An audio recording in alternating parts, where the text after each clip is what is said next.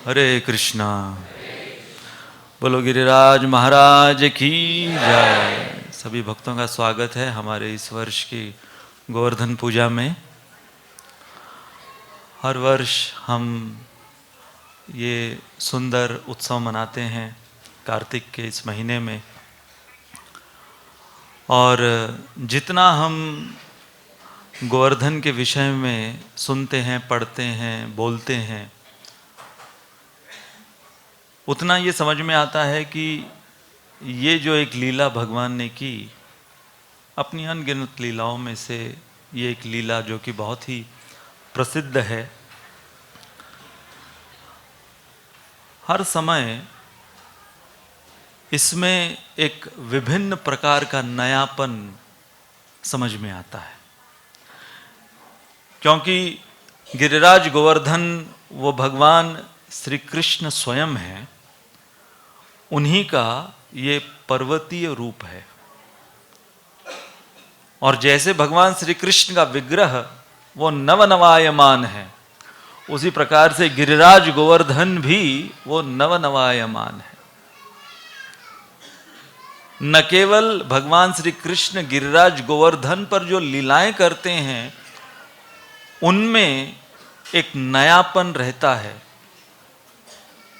क्योंकि लीला का जो स्थान है, लीला की जो स्थली है, वो भी लीला की गिनती में आती है। इसलिए भगवान श्री कृष्ण को गोवर्धन इतना पसंद आया था कि भगवान अधिकांश अपना समय गिरिराज गोवर्धन पर बिताते थे। और इसलिए एक दिन उन्होंने सोचा कि ये गिरिराज गोवर्धन जो कि मुझे धारण करता है अधिकांश समय दिन के, न केवल मुझे बल्कि मेरे गौओं को, बछड़ों को, मेरे ग्वाल सखाओं को, सखियों को, तो गिरिराज गोवर्धन के साथ आदान प्रदान करने के लिए उन्होंने सोचा कि एक दिन मैं गोवर्धन को अपने ऊपर धारण करूंगा। ये एक प्रयोजन था भगवान का गिरिराज धारण का। तो आज हमने हमारे गोवर्धन लीला के अध्ययन में 16 विशेषताएं गोवर्धन लीला की क्या हैं। अब जैसे हमने कहा कि ये जो पूरी कथा है, जैसे कि इस लीला की शुरुआत हुई, ये सब तो हम सुने हैं, और जितने बार सुनते हैं उतने बार भगवान श्री गिरिधारी के प्रति एक बहुत ही विशेष प्रकार का आकर्षण जागृत होता है। जैसे हमने हाल ही में शरद पूर्णिमा का उत्सव मनाया, तो शरद बिहारी या रास बिहारी जब उनके विषय में सुनते हैं तो एक विशेष प्रकार का आकर्षण, वो जो उनकी छवि है उसके प्रति जागृत होता है। उसी प्रकार से यहाँ पर श्री गिरिधारी जी, इनके प्रति एक विशेष आकर्षण जागृत होता है। ऐसे तो बहुत सी विशेषताएं हैं, परंतु हमने पूरी जो कथा है, पूरी जो लीला है, उसकी श्रृंखला को देखते हुए, जैसे कि 16 श्रृंगार और 16 उपचार होते हैं और हमारे 16 माला हैं, तो वैसे ये 16 विशेषताएं गिरिराज गोवर्धन धारण लीला में। तो जब भगवान श्री कृष्ण ने ब्राह्मण पत्नियों को अपनी कृपा दी और ब्राह्मणों का उद्धार किया, तो उसके पश्चात अब भगवान थोड़ा दूर जाकर गोचारण लीला किया करते थे। तो ये स्थान जहां पर ये ब्राह्मण यज्ञ कर रहे थे, ये अक्रूर घाट के निकट है, और 2-3 दिन से भगवान अपने बाबा नंद बाबा को नहीं देख रहे थे। नंद बाबा 2-3 दिन से गायब थे। तो भगवान, हालांकि वो अपने लीला में मग्न थे, अब वो केवल 7 वर्ष के हैं, तो 7 वर्षीय बालक जो है वो ज्यादा अपनी लीलाओं में मग्न रहता है, अपने खेलकूद में मग्न रहता है। हाँ, भगवान के संदर्भ में लीला ही कहेंगे, अपनी लीलाओं में वो मग्न थे। परंतु फिर भी उन्हें ध्यान था कि 2-3 दिन से बाबा दिखाई नहीं दे रहे।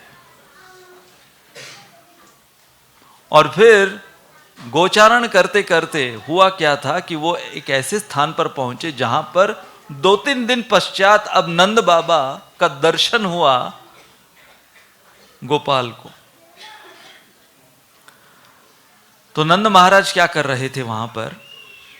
नंद महाराज ने अपने सेवकों को भेजा था और स्थान जहां पर अक्रूर घाट के निकट इन ब्राह्मणों ने यज्ञ किया था, उस स्थान को पुनः एक और यज्ञ के लिए तैयार करने के लिए। हम सब जानते हैं कौन से यज्ञ के लिए?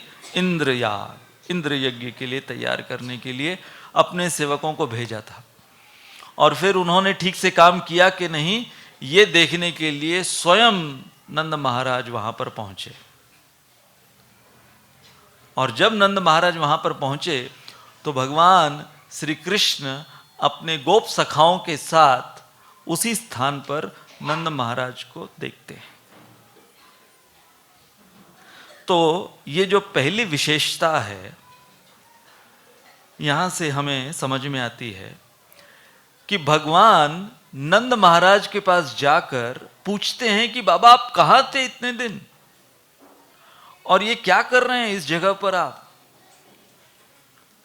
तो भगवान ये दर्शा रहे थे जैसे कि भगवान मुग्ध हैं। मुग्धता का अर्थ होता है छोटे बालक जो कि जिनको मुग्ध कहा जाता है, जो कि नासमझ होते हैं, समझ जिनमें ज्यादा नहीं होती। बड़े जो करते हैं वो क्यों कर रहे हैं, क्या कर रहे हैं, उसकी समझ नहीं होती, इसलिए छोटे बालकों को मुग्ध कहा जाता है। अब केवल यहां पर हम कोई साधारण छोटे से बालक की चर्चा नहीं कर रहे, क्योंकि ये मुग्ध बालक साथ ही साथ सर्वज्ञ भी है। तो जब इन्हें लीला के अंदर लीला को और रुचिकर बनाना होता है तो भगवान मुग्धता लेकर आते हैं और उस लीला को हम लोग सब समझ पाए, इसलिए भगवान अपनी सर्वज्ञता भी लाते हैं। इसलिए हमें मग्न होना है, मुग्ध नहीं होना है। जैसे भगवान जब कालिया के ऊपर नृत्य कर रहे थे तो वो एक ऐसा नृत्य था, एक ऐसा अप्रतिम नृत्य था कि आज दिन तक न भूतो न भविष्यति कोई भी नर्तक ऐसे डांस फ्लोर के ऊपर इतने समय तक कभी कोई नृत्य न कर सका, न कर पाएगा। यहां पर हम देखते हैं कालिया के ऊपर जो कृष्ण नृत्य कर रहे हैं, और इसका कोई रिहर्सल नहीं किया था उन्होंने, कोई मौका भी नहीं था। कालिया के ऊपर कैसे रिहर्सल करते, कोई रिहर्सल नहीं था इसका। अब इससे पहले जमुना में, ये तो अंत में ऊपर आया कालिया भगवान को लेकर, इससे पहले जमुना के अंदर पूरा जकड़े हुए भगवान को, और फिर जो भी कुछ उन दोनों के बीच में वो द्वंद्व चल रहा था वो जमुना के अंदर चल रहा था। और पूरा ब्रज आकर देख रहा है इस अद्भुत नृत्य को, क्योंकि कला के दृष्टिकोण से भगवान अपनी कला का प्रदर्शन कर रहे थे कि बड़े बड़े जो गंधर्व किन्नर अपने अपने लोक से आए, उन्होंने जब देखा कि ऐसा डांस उन्होंने भी कभी देखा नहीं था, तो वो अपना पूरा म्यूजिकल बैंड लेकर आए, लेकिन वो भी मैच नहीं कर पा रहे थे भगवान के ताता थैया के ऊपर, वो भी मैच नहीं कर पा रहे थे। तो अब यहां पर भगवान जो कि सब कुछ जानते हैं, सर्वज्ञ हैं, वो जब कालिया का उद्धार करने के पश्चात जब जमुना के तट पर आए फाइनली, तो थर थर कांप रहे थे। देखिए, जिस कालिया को उन्होंने कंपन दिलाया, कांप कांप कर कालिया सारा जहर उगल दिया, शुद्ध हो गया, कालिया की पत्नियां वो सब शुद्ध हो गई। इन सब को शुद्ध करने के बाद, इतना बड़ा परफॉर्मेंस देने के बाद, भगवान ठंड के मारे कांप रहे थे।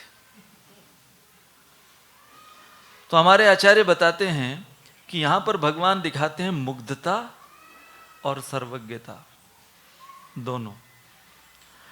परंतु यहां गोवर्धन लीला की जो शुरुआत हुई है, जहां पर भगवान नंद बाबा से पूछ रहे हैं कि आप कहां थे, जैसे कि वो जानते नहीं, जानबूझकर भगवान अपने गैयों को चराते चराते हाँकते हुए इस अक्रूर घाट तक लेकर आए, जहां पर अब ये तैयारी प्रारंभ भी हो रही थी, क्योंकि यहीं पर रोकना है, शुरुआत में ही रोकना है।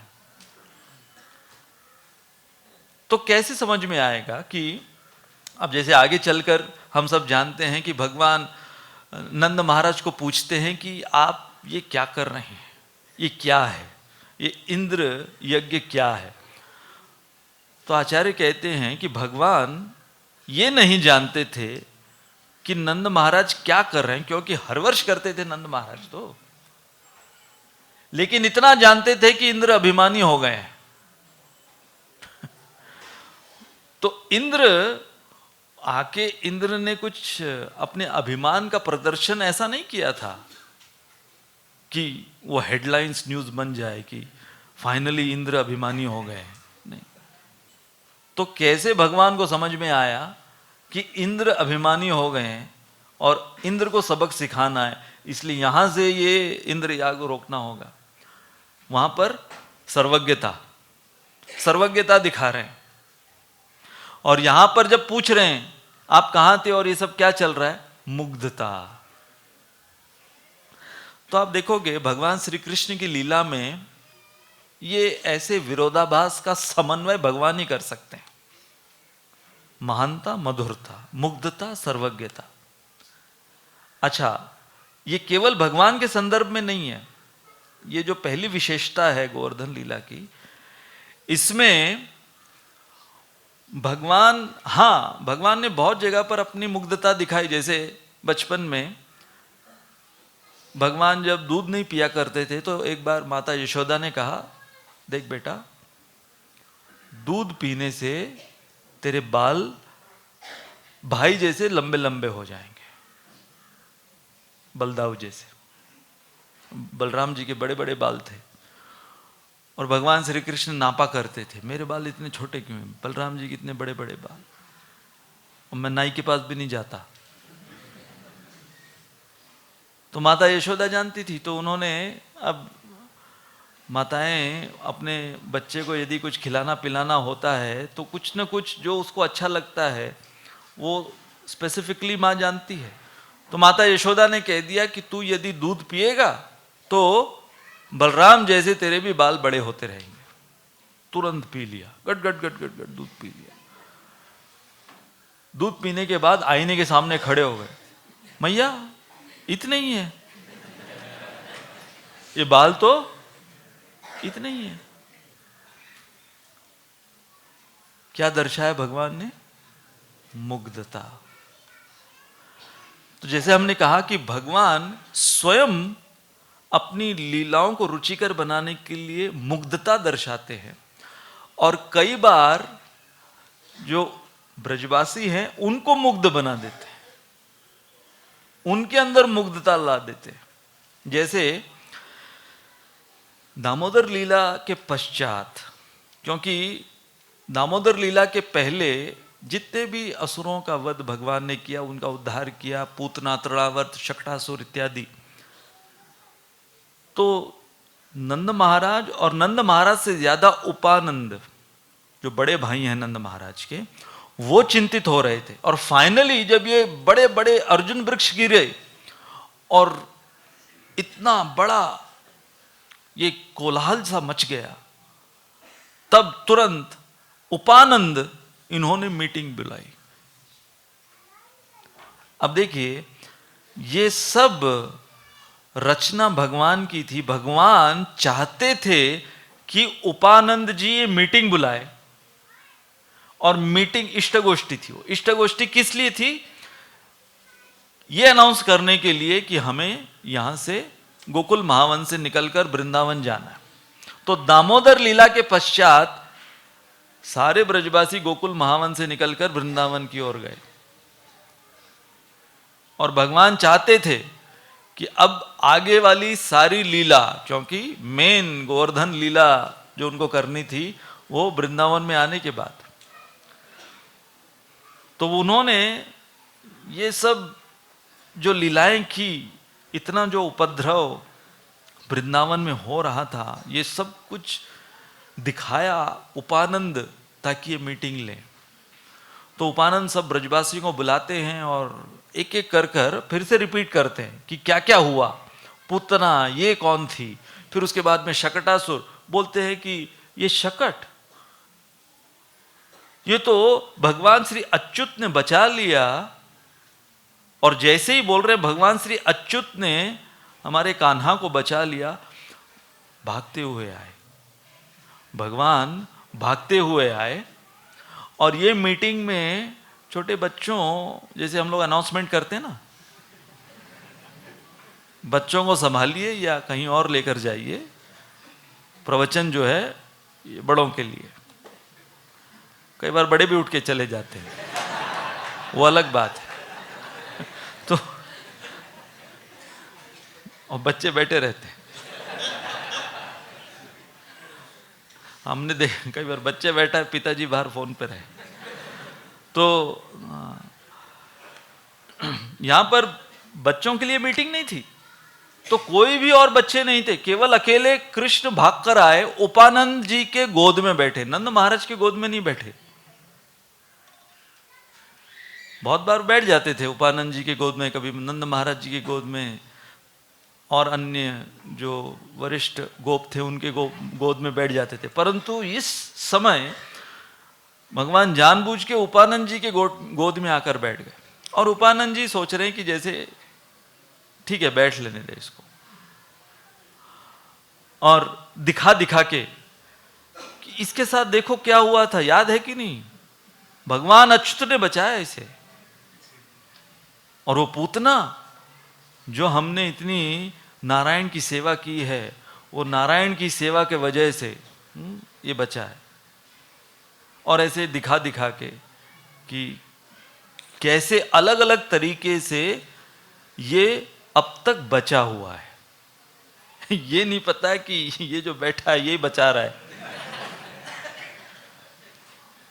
तो भगवान यहां पर उपानंद और सारे ब्रजवासियों के अंदर मुग्धता ला रहे हैं। अब बैठे हुए सर्वज्ञ हैं वो, अब वो मुग्ध नहीं है।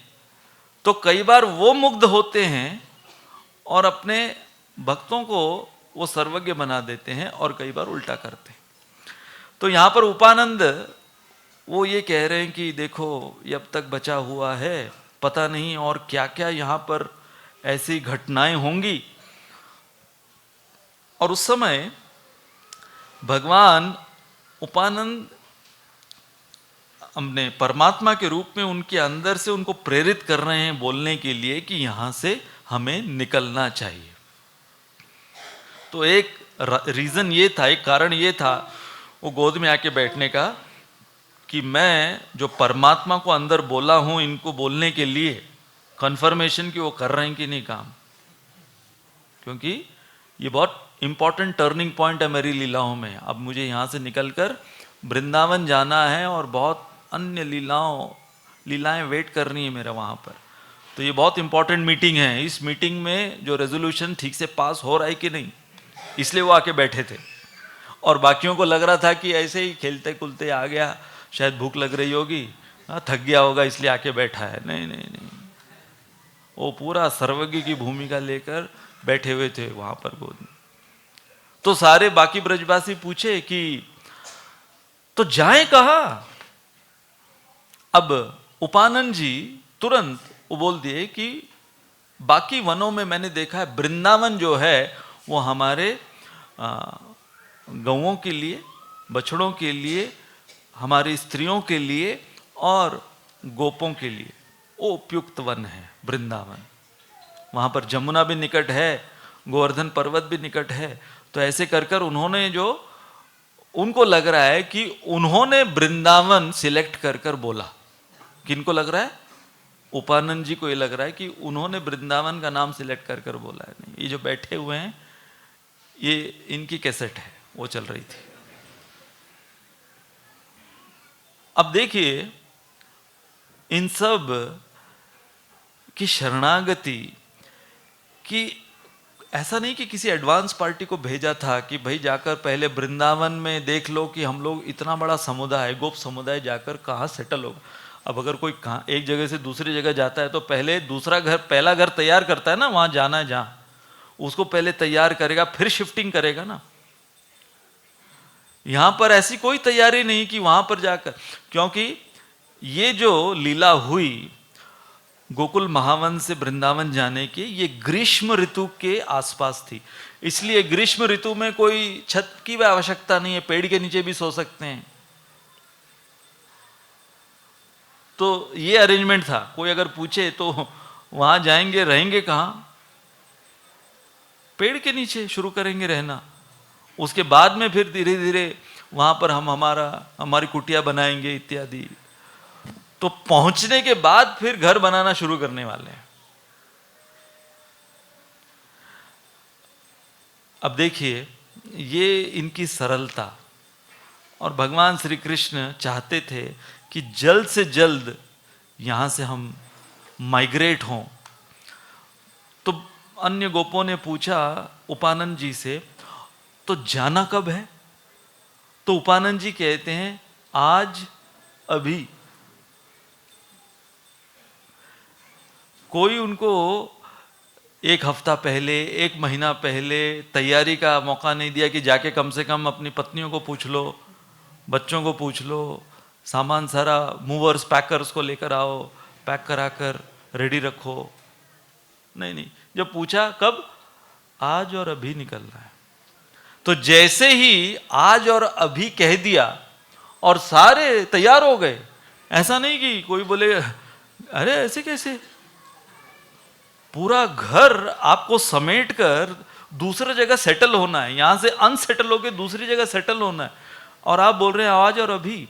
तो सभी यूनानिमसली हां बोल दिए। जैसे ही सभी हां बोल दिए, यहां ये गोद से निकल के फिर भागने लगे। मेरा काम हो गया, मेरा काम हो गया। वो निकले, भागे। और फिर ये पूरी लीला का वर्णन है, हम उसमें नहीं जाएंगे। तो बैलगाड़ी में सब कुछ लाद के और गोपियों को उनको घोड़े गाड़ी पर लगाकर, और यशोदा रोहिणी के साथ कृष्ण बलराम बैलगाड़ी पर बैठे हुए हैं और उनकी मुग्धता दिखा रहे हैं। रास्ते में, वृंदावन के रास्ते में इतनी सारी बातें। अब रोहिणी और यशोदा वो डिस्कशन में हैं कि वहां पहुंचने के बाद हमें क्या क्या करना है, क्योंकि घर उनको संभालना है। तो क्या क्या करना है, इनको बात ही करने नहीं दे रहे। भगवान श्री कृष्ण हर चीज से पूछ रहे। ये हाथी दिख रहा है, सियार जा रहा था, जानबूझ के कहते ये हाथी यहां पर कैसे आ गया? तो माता यशोदा सोचने लगी कि वृंदावन में हाथी तो इसने कभी देखा नहीं, इसे कैसे पता हाथी कैसा दिखता है? तो हालांकि वो सियार था, लेकिन उसको हाथी बुला रहे। तो बीच बीच में अपनी सर्वज्ञता दिखा देते थे मुग्धता के साथ। फिर थोड़ी दूर पर बरगद का पेड़ देखा, उस पे से वो जो लटके हुए होते, बोलते ये कौन सा पेड़ है जिसकी दाढ़ी है इतनी बड़ी बड़ी लटकी हुई, ऐसी बड़ी बड़ी दाढ़ी लटकी हुई।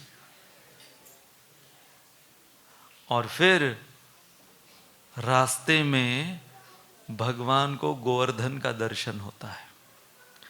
तो जैसे ही गोवर्धन का दर्शन होता है, अभी सभी अपनी बातों में वो निमग्न हैं और भगवान अपनी छोटी सी उंगली के साथ गोवर्धन को नाप रहे हैं, ऐसे करके नाप रहे हैं कि यहाँ से यहाँ डिस्टेंस कितना है, बीच से उठाना है तो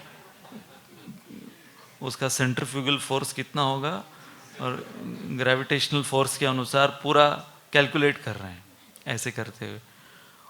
और केवल बलराम जी समझ गए कि ये क्या कर रहा है ये, बाकी कोई समझे नहीं कि ये बलराम जी समझ गए ये ट्रेलर है। किसका है?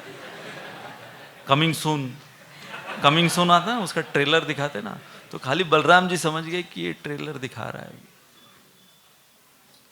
तो ये कारण था क्योंकि उनको ये विशेष गोवर्धन लीला और भी जो वृंदावन की लीलाएं, रासलीला इत्यादि वो सब जो आगे चलकर हुई वो सब उनको करनी थी। तो भगवान ने मुग्धता और सर्वज्ञता इनका ये समन्वय कर कर प्रदर्शित किया।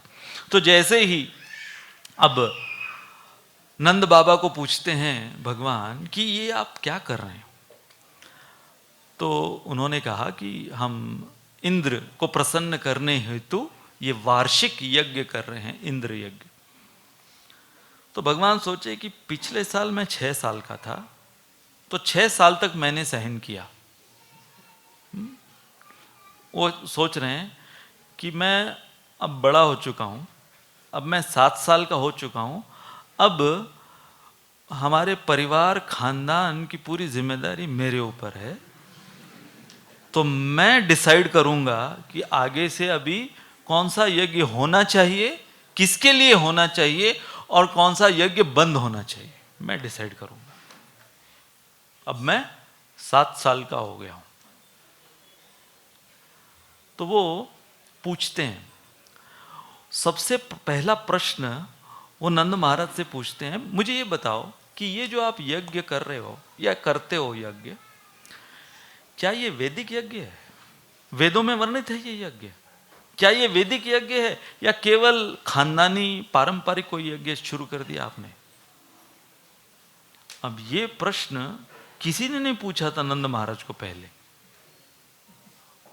और ये वैदिक यज्ञ नहीं था क्योंकि पूर्वज किया करते थे, इसलिए ये पारंपरिक तरीके से उनके खानदान में ये चला आ रहा था। तो बहुत सारी चीजें होती है ना, पता ही नहीं कि वो खानदान में किसने वो चीज शुरू करी, किसी ने किस कारण की वजह से शुरू करी होगी, और उसके वजह से फिर आगे चलकर जितने वंशज हैं वो उसी प्रकार से वो सारे चीज करते हैं कि नहीं हमारे दादा परदादा वो इसी प्रकार से इसी कोने में ऐसा अनुष्ठान किया करते थे, ये कोना ऐसे का ऐसा रहेगा, इसको चेंज नहीं करना है। हो सकता था कि जब उन्होंने किया होगा तो बाकी जगहों पर पानी वानी गिरा होगा, इसलिए इस कोने में कर दिया होगा, अब वो परंपरा चल रही है कि वहीं पे होगा। तो इसलिए भगवान ने सबसे पहला प्रश्न पूछा, इज दिस यज्ञ वैदिक और ट्रेडिशनल?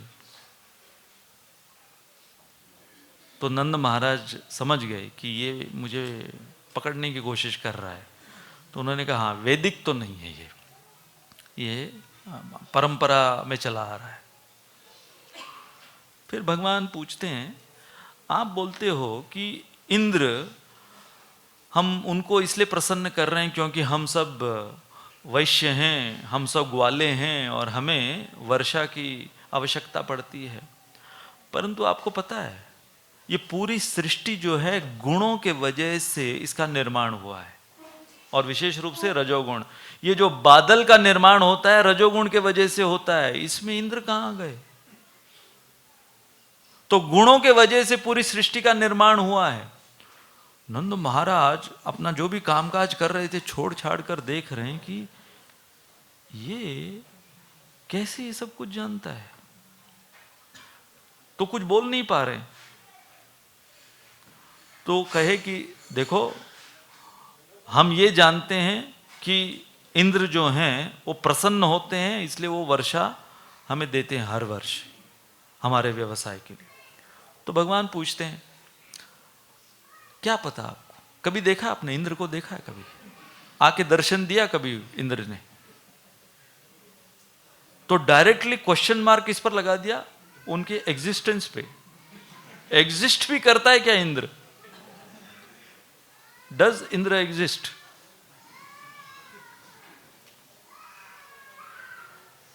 तो नंद महाराज ने कहा नहीं नहीं, हमने कभी उनको देखा नहीं है।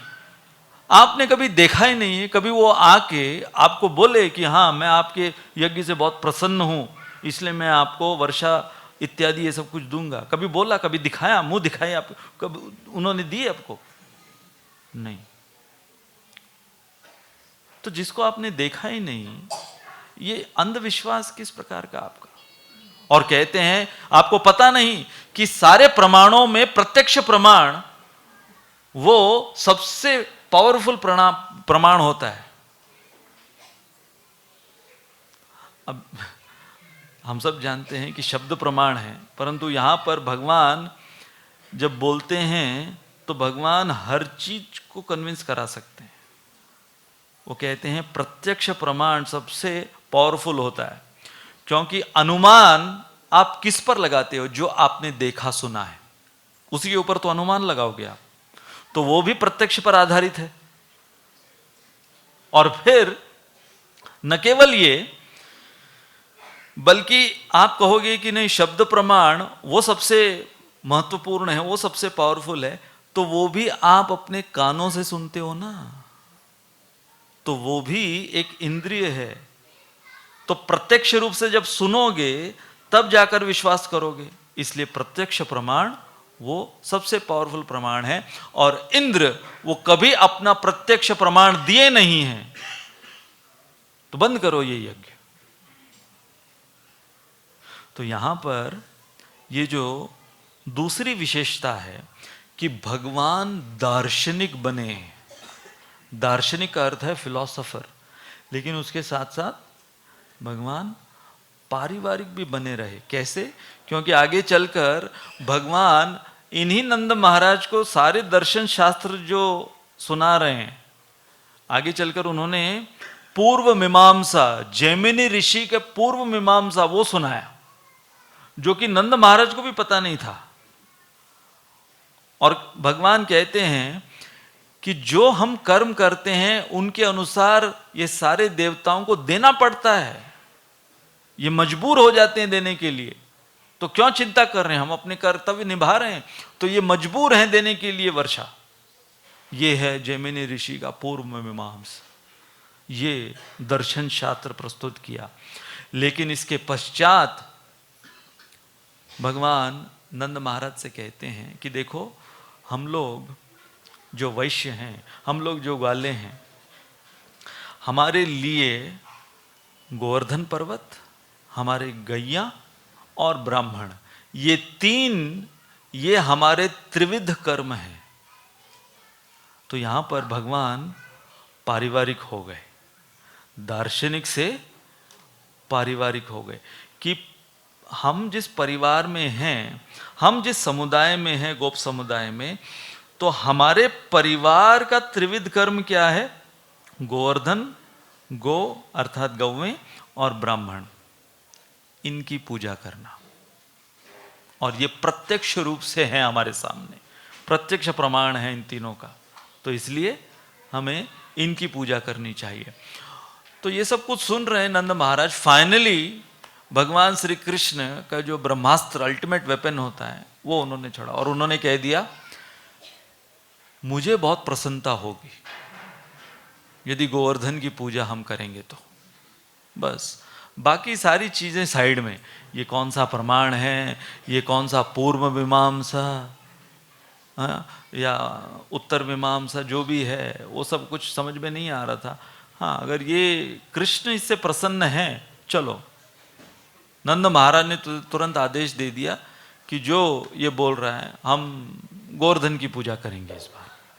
रेडी हो गए वो लोग। बस भगवान, जैसे ही नंद महाराज ने कहा कि हम इस वर्ष इंद्र यज्ञ के बदले गोवर्धन यज्ञ या गोवर्धन पूजा करेंगे, जैसे उन्होंने ऐलान कर दिया, भगवान श्री कृष्ण ऊपर देखे और इंद्र की ओर इशारा करते हुए, अब आएगा मजा। ये इशारा था उनका। तो तुरंत, अब ये गोवर्धन पूजा उन्होंने कभी की नहीं थी, कैसे पर्वत की पूजा कैसे करते हैं? अब ये इसने कह तो दिया, लेकिन अब ये कौन सा वैदिक यज्ञ? अब ये पूछ रहे थे कि क्या ये वेदों में वर्णित है क्या? तो ये गोवर्धन की पूजा कौन से वेद में वर्णित है? इसका क्या क्या पूजा याचना करनी पड़ती है, कैसे उसकी लिस्टिंग क्या है, उसकी सूची क्या है, कुछ नहीं पता उनको। तब फिर भगवान वो लीडरशिप पोजीशन ले लेते हैं और वो कहते हैं क्या क्या करना है। सभी अपने घरों से भोग बना कर लेकर आओगे, जो जो स्पेशलिटी जानते हैं वो अपनी अपनी स्पेशलिटी बना कर लेकर आओ। और भगवान हर एक को आदेश देने लगे कि तुम्हारे घर की खिचड़ी अच्छी है, तुम खिचड़ी बना कर लाओ। तुम्हारे घर की खीर अच्छी है, तुम खीर बना कर लाओ। तुम्हारे घर के लड्डू अच्छे हैं, मिठाइयाँ अच्छी हैं, तुम ये बना कर लाओ। तुम्हारे घर का पिज़्ज़ा अच्छा है, तुम वो बना कर लाओ। तो जो भी तुम्हारे घर में अच्छा है वो बना कर लाओ। तो ऐसे कर कर, और सारे ब्रजवासी वो आश्चर्यचकित हो गए कि इसे कैसे पता कि हमारे घर की स्पेशलिटी क्या है, क्योंकि तब तक भगवान तो केवल सब घरों में जाकर माखन ही खाया करते थे। तो वो आश्चर्यचकित हो गए कि इसको कैसे पता कि हमारे घर की स्पेशलिटी क्या है।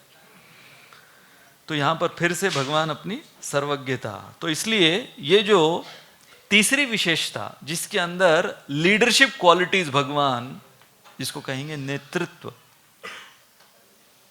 और लीडरशिप क्वालिटी कैसी? ऐसा नहीं कि भगवान ने खाली बता दिया कि तुम ये करो तुम वो करो, खुद कर रहे थे सब कुछ। जितने सारे भोग आ रहे थे, कहा कि सबसे पहले सब भोग की सामग्री इकट्ठा करनी है। और कितने समय कितना दिया था? तुरंत सब कुछ ऐसे होता था, तुरंत अभी सब कुछ तैयारी शुरू कर दो। तो वर्णन है कि केवल चावल के पहाड़, ऐसे कई अनगिनत, जिनकी कोई गिनती नहीं, इतने चावल के पहाड़। और जैसे आप देखो पहाड़ों पर से झरने दिखते हैं, तो इन चावल के पहाड़ों पर से किसके झरने दिख रहे थे? घी के। तो पहले जब चावल आए तो सफेद, एकदम सबसे उत्कृष्ट दर्जे के सफेद चावल दिख रहे थे। उसके पश्चात जब घी इनके ऊपर उड़ेला गया तो वो सफेद चावल अब स्वर्णिम चावल दिखने लगे, गाय का शुद्ध सुनहरा घी। तो ऐसे चावल के पर्वत और खीर, दाल, सब्जियों के कुंड, और कई ऐसी ऐसी सब्जियां, पालक इत्यादि, उसके जंगल, पूरे पालक की सब्जी, शाक के जंगल, वो अर्पित किए गए। और ये सारे भोग जब गोवर्धन के सामने रखे गए, तब अचानक सब लोगों ने क्या देखा? सब लोगों ने देखा कि गोवर्धन पर्वत एक रूप में परिणित हो गए। और कैसा रूप था? जैसे कोई काजल से बना हुआ, एकदम काजल जितना काला होता है ऐसा रूप, लेकिन बहुत सुंदर दिखने वाला ऐसा रूप। और जैसे ये रूप आया सबके सामने, सभी आश्चर्यचकित हो गए कि ये गोवर्धन पर्वत ये कौन से रूप में आ गया, ये है कौन? गोवर्धन पर्वत कहां गया, ये कौन है? और तुरंत भगवान ने सबको कहा दंडवत, सब लोग दंडवत कीजिए। और वो स्वयं सबसे पहले दंडवत किए, खुद को ही कर रहे हैं। वो किसका रूप था? स्वयं भगवान का ही रूप था, खुद को ही दंडवत कर रहे हैं। तो दंडवत सब लोग किए। उसके पश्चात फिर भगवान पूछ रहे हैं कौन है आप? और सभी भगवान की ओर देख रहे हैं कि पहले दंडवत करा दिया, फिर पूछ रहे हैं कौन है। और फिर आवाज आई, मैं गोवर्धन हूं। और क्योंकि आप लोगों ने इतने प्रेम से ये सारे भोग अर्पित किए हैं मुझे, इसलिए इन्हें ग्रहण करने के लिए मैं प्रकट हुआ हूं इस रूप में। और फिर भगवान नंद महाराज की ओर देखते हैं, देखा इंद्र कभी आए ऐसे? इतने सालों से आप इंद्र यज्ञ कर रहे हो, कभी इंद्र आए ऐसे, इस रूप में आए ग्रहण करने के लिए? वो ये बता रहे थे कि जो ऊंचे लोगों की जो देवता होते हैं या जो अपने आप को बहुत ऊंचा मानते हैं, तो वो लोग कभी दूसरों के साथ बैठकर भोग ग्रहण नहीं करते, इसलिए देवता कभी आते ही नहीं थे। उनके लिए पृथ्वी पर आके मनुष्यों के द्वारा दिए गए भोग को उनके सामने ग्रहण करना उनकी तौहीन थी, इसलिए वो इनडायरेक्टली ग्रहण किया करते थे। लेकिन गिरिराज गोवर्धन कहे कि मैं उन देवताओं की तरह नहीं हूं, मैं आप लोगों के साथ बैठकर ग्रहण करूंगा। और ऐसे उन्होंने हाथ आगे किया। किसने? गोवर्धन ने। गिरिराज गोवर्धन ने हाथ आगे किया। जैसे आप कभी देखो कि आपने सड़क पर कोई धान्य दाने डाल दिए पक्षियों के लिए, तो कैसे सारे पक्षी आ जाते हैं। तो जैसे ही उन्होंने अपना ये दाहिना हाथ आगे किया तो सारे भोग, आपने कभी सोचा कि जब इन ब्रजवासियों ने ऑफर किया था तो गोवर्धन ने खाया कैसे? हाथ से खाया, अपनी हथेली आगे कर दी और जैसे उनकी हथेली चुंबक बन गई और ये सारे भोग एक एक कर कर हथेली पर, और वो ऐसे करके, मतलब जैसे हमने अभी वर्णन किया था कि दाल के कुंड ये गए अंदर, हाँ, पालक शाक के जंगल ये गया अंदर, ऐसे करके एक एक भोग आइटम वो खाए जा रहे हैं और सारे ब्रजवासी आश्चर्यचकित देख रहे हैं, एक एक आइटम खत्म हो रहा है। वो चिंता नहीं कर रहे थे कि अभी तो हमारे लिए कुछ छोड़ेंगे ही नहीं छोड़ेंगे। वो आश्चर्यचकित थे कि ये कैसा रूप है, ऐसा कभी रूप देखा नहीं गोवर्धन का, और ये कैसे ऐसे भोग खा रहे हैं और खाए जा रहे हैं और पूरा खत्म होने के पश्चात अनियोर चिल्ला रहे हैं। उनको समझ में नहीं आया क्या बोल रहे हैं। तो भगवान श्री कृष्ण वो समझ रहे थे, तो क्योंकि लीडर कौन है? 7 वर्षीय कान्हा, वो लीडर हैं, तो सब कुछ भी होता तो उनकी ओर देखते, क्या बोल रहे हैं, अब क्या करना है। वो बोले तुलसी का पत्ता लेकर आओ। फाइनली एक तुलसी का पत्ता जब उनको दिया तब डकार आई। और फिर गोवर्धन ने क्या किया, बगल में एक बांबू का पेड़ था। अब जानते हैं बांबू कितने बड़े होते हैं। तो बांबू उखाड़ा और दांत में कुछ अटका हुआ था निकालने के लिए, टूथपिक, बांबू को टूथपिक बनाया। और जो पानी कोई किसी मटके में या ग्लास में नहीं था, पानी का एक अपने आप में सरोवर था कुल्ला करने के लिए। तो उन्होंने पूरा कुल्ला करने के लिए वो पानी का सरोवर मुंह में लिया। कुल्ला कर कर जब उन्होंने अपनी दाहिनी ओर उसको फेंका उस पानी को, तो जैसे वो पानी उनके मुख से जा रहा था तो ऐसे लग रहा था जैसे इंद्रधनुष बनते हुए जा रहा है। सभी लोग देख रहे हैं इंद्रधनुष। और जहां पर वो पानी गिरा, गोवर्धन ने जो कुल्ला किया, वो पानी जहां पर गिरा वहां पर ऐसे ऐसे फूल तुरंत उगने लगे, इतने सुंदर दिखने वाले और महकदार पुष्प उगने लगे कि ऐसे पुष्पों को कभी ब्रजवासियों ने कभी सुना भी नहीं था, देखा भी नहीं था। ये सब उत्पन्न हुए गोवर्धन के कुल्ले से। अब भोग के पश्चात आरती, तो अब आरती, इतने बड़े विग्रह की आरती कैसे की जाए। तो तुरंत भगवान श्री कृष्ण जो बहुत ही सशक्त गोप थे, उन सभी गोपों को कहा सब लोग एकजुट हो जाओ और इतना बड़ा, जैसे आपने देखा होगा हरिद्वार ऋषिकेश में वो जो गंगा की आरती होती है, तो इतना बड़ा वो दीप, उसको सब लोग हाथ में पकड़े हुए, एक पुजारी नहीं, सब लोग हाथ में पकड़े हुए और सब घुमा रहे हैं। और इस प्रकार से गिरिराज गोवर्धन की पहली आरती हुई और सभी इतने प्रसन्न थे। उसके पश्चात भगवान ने कहा अब हम सब परिक्रमा करेंगे। तो परिक्रमा, अब ये भी उन्होंने कभी सुना नहीं था, पहली दफा फर्स्ट गोवर्धन परिक्रमा भगवान के नेतृत्व में। तो सीक्वेंस क्या था परिक्रमा का? सबसे आगे बछड़े, बछड़ों के पीछे उनकी माएं गौवें, गौओं के पीछे कृष्ण बलराम और सारे गोप जो उनको संभालते हैं वो, उनके पीछे सारे ब्राह्मण वो मंत्र उच्चारण करते हुए, ब्राह्मणों के पीछे नंद महाराज, उपानंद जो वरिष्ठ गोप हैं वो लोग, उनके पीछे यशोदा, रोहिणी, रोहिणी के पीछे राधा रानी, ललिता, विशाखा और सारी मंजरियां, और उनके पीछे ऐसे गोपगण जो सिक्योरिटी टाइप थे, सिक्योरिटी क्षत्रिय टाइप वो थे। इस प्रकार से ये पूरा जो लाइन है, ये इतना लंबा लाइन था कि जो एंड था वो ऐसा लग रहा था पूरा गोवर्धन कवर हो गया है ये पूरे लाइन से। तो अर्थात वो एक बार परिक्रमा नहीं कर रही है, वो किए जा रहे थे। जैसे हम लोग तुलसी की परिक्रमा करते हैं 3 बार, वैसे वो लोग किए जा रहे थे।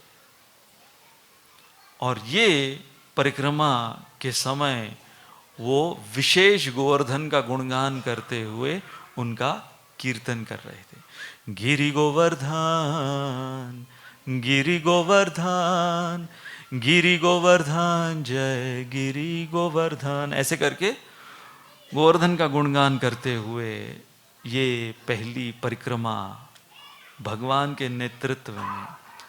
तो भगवान ने अपनी लीडरशिप क्वालिटी यहां पर दिखाई कि हर एक चीज वो स्वयं कर कर दिखाए और उसमें वो स्वयं शामिल थे।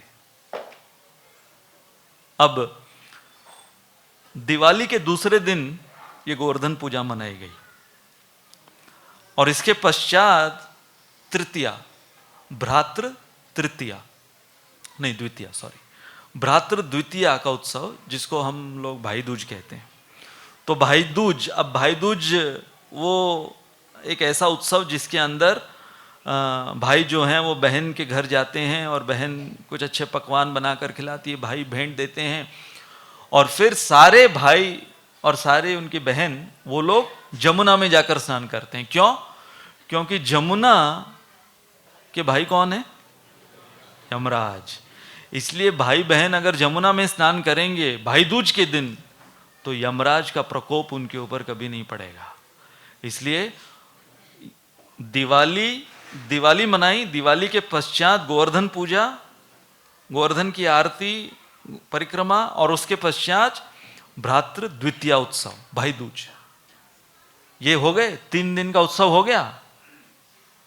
अब तृतीया के सुबह इंद्रलोक में इंद्र वो उठे कान में दर्द के साथ, उठे, वो कान में बहुत दर्द हो रहा है। तो तुरंत डॉक्टर को फोन किया। कौन है? अश्विनी कुमार। अश्विनी कुमार को बुलाया। अश्विनी कुमार वो वहाँ के वैद्य हैं। तो अश्विनी कुमार को बुलाया कि ये कान में क्यों दर्द हो रहा है मुझे आज सुबह सुबह। कौन सा दिन है ये? तृतीया। तो अश्विनी कुमार कहे ये आपके कान का दर्द इसलिए है क्योंकि नीचे पृथ्वी लोक में बहुत जोर से कीर्तन चल रहा है लाउड स्पीकर पर, उसकी आवाज है, इस कीर्तन की आवाज है। और ये कीर्तन गोवर्धन का गुणगान करते हुए।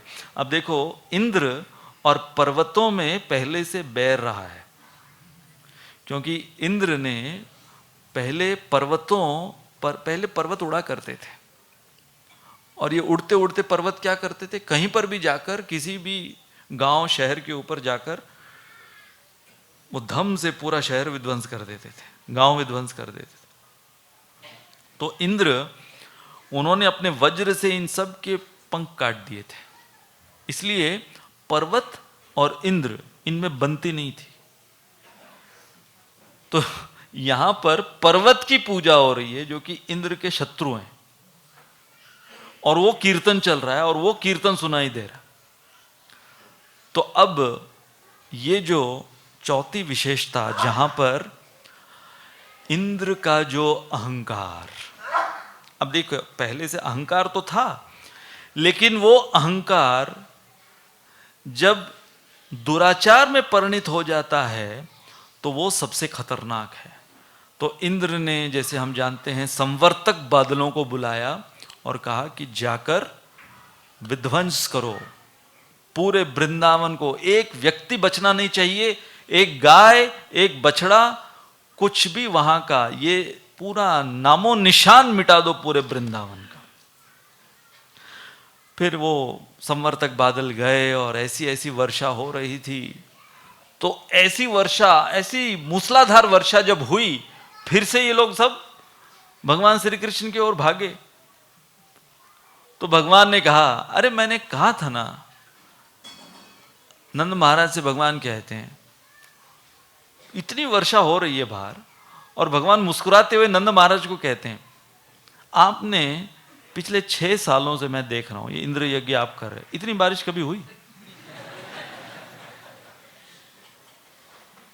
आज देखो इस साल यज्ञ नहीं करने पे कितनी बारिश हो रही है। नंद महाराज बोले, ये मजाक का समय नहीं है, बाहर बाढ़ आई हुई है, सब खत्म हो रहे हैं, ये इंद्र का प्रकोप है। तो भगवान अब वो अपना कमर पट्टा कसने वाले थे, लेकिन नहीं कसा उन्होंने। जनरली भगवान जब भी किसी असुर के साथ अब लड़ने जाते हैं तो अपना कमर का पट्टा कसते थे, यहां पर नहीं कसा, जानबूझकर कि इंद्र जैसे तुच्चे व्यक्ति के लिए क्या कमर पट्टा कसना है, छोड़ दिया उसको, चल ऐसे निपट लेंगे इसको।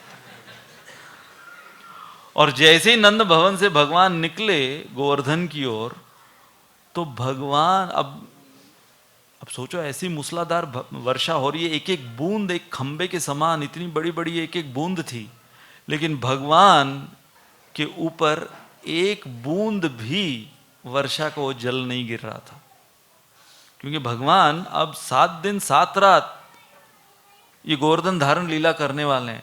तो भगवान ने अपनी शक्तियों को बोल दिया था कि बिल्कुल भी कहीं गीला नहीं होना चाहिए, पूरा फोटो सेशन होने वाला है, अभी सारी लीलाएं होने वाली है, कहीं पर भी गीला नहीं होना चाहिए। तो जहां से भगवान चलते हुए जा रहे थे पूरा सूखा, बाकी सब जगह बाढ़ बाढ़, पूरा सूखा। सभी को भगवान ने बुलाया, मेरे साथ चलो गोवर्धन के पास। गोवर्धन के पास जाकर खड़े हो गए वहां पर, और सब बोल रहे हैं, अभी क्या, यहां पर क्या?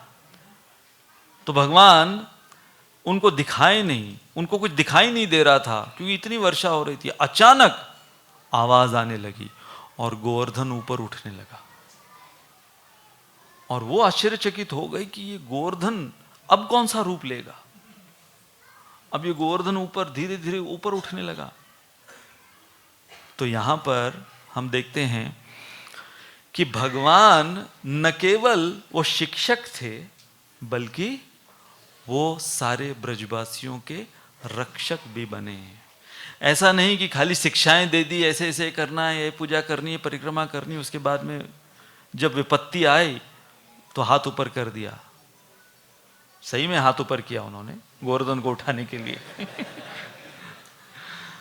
तो अब यहां पर उन्होंने गोवर्धन धारण पहले कैसे किया? उन्होंने पहले पूरी हथेली पर गोवर्धन को उठाया, क्योंकि डायरेक्टली अगर ये छोटी सी उंगली पर उठा लेते तो ब्रजवासी तो बहुत ही ज्यादा डर जाते, मूर्छित होकर गिर जाते। तो पहले अपने हथेली पर ऐसे उठाया, और हथेली पर उठाने के पश्चात ब्रजवासियों को विश्वास नहीं हो रहा था कि ये हो क्या रहा है, क्योंकि ये तो अपना ही कृष्ण है, और ये 7 वर्षीय, ये एक पीढ़ा नहीं उठा पाता था, बैठने का होता ना, वो नहीं उठा पाता था। नंद महाराज उनकी चप्पलें कैसे तो मर घीस के उठा कर लाता था नंद महाराज को देने के लिए, ये इतना बड़ा गोवर्धन ऐसे कैसे उठा रहा है? तो इसलिए भगवान ने पहले कि देख लो कि हथेली के ऊपर है, फिर ये हथेली के इस कोने पे गोवर्धन को लिया कि जब तक तुम्हारा विश्वास मेरे ऊपर पूरा नहीं होगा तुम इस गोवर्धन के नीचे नहीं आओगे। और फिर अपनी छोटी उंगली पर लिया, और जब अपनी छोटी उंगली पर लिया तो सबसे पहले बलराम जी वो दौड़ते हुए गोवर्धन के नीचे आए। और बलराम जी को जब आते हुए देखा तो सारे ब्रजवासी बलराम जी के पीछे पीछे पीछे पीछे गोवर्धन के नीचे आए। तो इसमें क्या समझ में आ रहा है कि गुरु वो हमारा विश्वास पक्का करते हैं। भगवान श्री कृष्ण में बलराम जी कौन है? आदि गुरु। अब यहां पर हुआ क्या कि इस विपत्ति में उन्हें संपत्ति दिखी कि अब इतना निकट से पूरा वृंदावन एक साथ भगवान श्री कृष्ण के साथ आदान प्रदान करेंगे। अब तक सख्य रस के जो भगवान के भक्त हैं वो अलग समय पे उनके साथ आदान प्रदान किया करते थे। वात्सल्य रस के अलग, माधुर्य के अलग। माधुर्य रस तो अभी इतना प्रारंभ नहीं हुआ था। केवल कालिया लीला के समय पूर्व राग गोपियों के साथ भगवान श्री कृष्ण का थोड़ा आदान प्रदान हुआ था, उतना ही था। इसलिए हम देखेंगे जो अंतिम विशेषता है गोवर्धन लीला भगवान ने क्यों की? श्रृंगार रस को प्रारंभ करने के लिए। इंद्र वगैरह ये सब तो सेकेंडरी थे, मेन भगवान को अपना श्रृंगार रस शुरू करना था। तो वो इनॉग्रेशन था गोवर्धन लीला का। तो हम आगे देखेंगे आज ही। तो अब एक एक कर वो लोग गए वहां पर, तो सारे रसों के भक्त वहां पर भगवान के साथ आदान प्रदान कर रहे हैं। एक भगवान एक तरफ देखते हैं तो भगवान के जो सख्य रस के गोप सखा हैं वो लोग, दास्य रस के माता यशोदा वो सामने खड़ी हुई। माता यशोदा को केवल एक ही चिंता है, इतना टाइम हो गया है कुछ खाया नहीं इसने। माता यशोदा को ये चिंता नहीं कि ये इतना बड़ा पर्वत गिर गया तो क्या होगा। उनको खाली एक ही चिंता है, ये अभी तक खाया नहीं है। वो माखन बना कर ला रही, लेकिन ये खाएगा कैसे, इसके हाथ तो बिजी हैं। तो माता यशोदा अपने हाथ से माखन खिला रही हैं। मधुमंगल वहां पर खड़ा, मधुमंगल देख रहा है। मधुमंगल कहता है तो हम क्या कम मेहनत कर रहे हैं क्या? हम भी तो उठाए हुए हैं, छड़ी लगाए हुए थे ना सब लोग छड़ी लगाए हुए थे। और सब लोग मधुमंगल, श्रीधामा, स्तोक कृष्ण, सुबल इत्यादि वो लोग सब अपनी अपनी छड़ी लगाकर कृष्ण को कहते हैं हम लोग हैं, तू चिंता मत कर। हाँ, तुझे अगर रेस्ट करना है बीच में 1-2 घंटे तो तू आराम कर ले, हम संभाल लेंगे। तो भगवान जब देखे कि मधुमंगल वगैरह ये बहुत डींगे मार रहे हैं, तो भगवान ने थोड़ा सा नीचे किया, हल्का सा नीचे किया, तो सब धराशायियों के नीचे गिरे ये लोग। तो मधुमंगल वो माता यशोदा से कहता है मुझे भी तो भूख लगी है, तो मुझे भी तो दो। और फिर ये सब कुछ जब चल रहा था तो भगवान ने उनको इशारा किया एक रत्न जड़ित सीढ़ियों की ओर, और वो सीढ़ियां नीचे जा रही थी। जैसे मान लो बेसमेंट होता ना, तो बेसमेंट में वो सीढ़ियां जा रही थी। तो भगवान ने इशारा किया सबको वहां नीचे जाने के लिए। तो सभी एक एक कर जब नीचे गए तो नीचे एक बहुत बड़ा ऐसा शहर भगवान ने निर्माण किया था, जिसके अंदर ऐसे ऐसे सरोवर और उसके अंदर सुगंधित पुष्प, कमल इत्यादि उगे हुए। और सब जो गोप सखा हैं उनके स्टेटस के अनुसार उनके मकान उनके नाम के साथ बने हुए। जैसे होते ना एक 7 star accommodation, 5 star accommodation, 3 star accommodation, तो उनके सबके जो उनका स्टेटस था बाहर, उसके स्टेटस के अनुसार यहाँ पर आलीशान। तो सभी वहां पर, तो वहां पर हो क्या रहा था कि बाहर उपद्रव किसने? इंद्र ने, और यहां अंदर उत्सव। तो वहां पे उन्होंने देखा कि ये 7 दिन 7 रात पूरी पार्टियां चल रही हैं। जादूगर वो अपना खेल कहीं प्रस्तुत कर रहे हैं, तो जिनको जादू का खेल देखना है, मैजिक शो, तो मैजिक शो देख रहे हैं। फिर कईयों को भूख लगी हुई है मधुमंगल टाइप, उनको मैजिक शो में ज़्यादा इंटरेस्ट नहीं था, तो उनके लिए पूरा बड़ा स्प्रेड था, बुफे, जितने अलग अलग प्रकार के लड्डू हैं तो खाता रहे, और अनगिनत। तो खाने के जो सुविधाएं थी वो प्रदान किए गए थे। कहीं पे नृत्य चल रहा है, कहीं पे ब्राह्मण वो यज्ञ किए, कईयों को अगर जाकर यज्ञ में बैठना है, मंत्रोच्चारण चल रहे हैं, ये सब कुछ चल रहा था। और फिर उन्होंने देखा कि ये सब, ये कोई पूछ नहीं रहा था कि ये सब गोवर्धन के नीचे किसने बनाया ये सब आके। भगवान वहां पर उनको मुग्ध कर दिए। अब जब ये सब कुछ चल रहा था तो इंद्र वो सोच रहे थे कि कुछ समाचार आया नहीं संवर्तक बादलों से कि वृंदावन का उन्होंने किया क्या। मैंने भेजा तो था उनको, तो फिर इंद्र अपने सेवकों को भेजते हैं, जाके चेक करो संवर्तकों को जो काम दिया था पूरा किया कि नहीं उन्होंने, पूरा वृंदावन विध्वंस हुआ कि नहीं। तो ये सारे गए चेक करने के लिए। वो गए तो देखा उन्होंने गोवर्धन पर्वत इतना ऊपर उठा हुआ है और आवाज आ रही है नीचे से, गाने की आवाज आ रही है और खीर पकाने की, खाने की महक, वो सब कुछ गोवर्धन के नीचे से आ रही। तो वो लोग जाकर चेक किए, वो भी ज्वाइन किए पार्टी में। उनको भेजा गया था चेक करने के लिए। इंद्र बोले इतना टाइम हो गया अभी तक आए नहीं रिपोर्ट लेकर। वो लोग वहां पर भगवान के कीर्तन में और वो सारे जो उत्सव चल रहे थे, कृष्ण उत्सव, हरे कृष्णा उत्सव, वो सब उत्सव में वो लोग भाग लेने लगे। और फिर इंद्र ने कहा यदि काम आपको ठीक करना है तो खुद ही करना पड़ता है। तो अपने ऐरावत को कहा निकालो बाहर, पार्किंग से आओ बाहर। तो ऐरावत के ऊपर बैठकर और अपना वज्र हाथ में लिए वृंदावन की ओर और देखा गोवर्धन पर्वत को सबसे पहले। तो पहुंचने से पहले दूर से फेंकने लगे वज्र को गोवर्धन के ऊपर। इतना अंदर क्रोध और इतना द्वेष और इतना अहंकार था इंद्र के अंदर कि पहुंचने से पहले दूर से फेंकने लगे वज्र को। और अपने अन्य सेवकों को साथ में लिया था, बोले जाके चेक करो कुछ हो रहा है कि नहीं हो रहा है।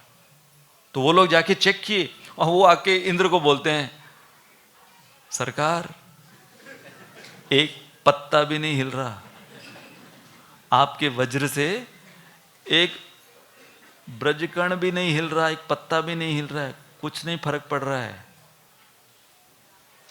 फाइनली हुआ क्या कि इंद्र को अपने अहंकार के बाद का साक्षात्कार प्राप्त हुआ कि मैंने बहुत बड़ी गलती कर दी, मैंने आग से खेल दिया। तब जाकर उनको साक्षात्कार हुआ। और जब उन्हें वो साक्षात्कार हो रहा था उस समय एक बहुत ही विचित्र घटना हुई। इसे कहते हैं दुराचार का प्रचार। कि इंद्र ने जो दुराचार किया उसका प्रचार, उसकी खबर सब जगह फैल चुकी थी। तो शंखचूड़ नाम का एक दैत्य आया, एक चिट्ठी लेकर, संदेशा लेकर आता है। कहां पर? अब इंद्र वो पश्चाताप करते हुए खड़े हैं, पता नहीं क्या करना है, आगे जाऊं कि क्या करूं मैं।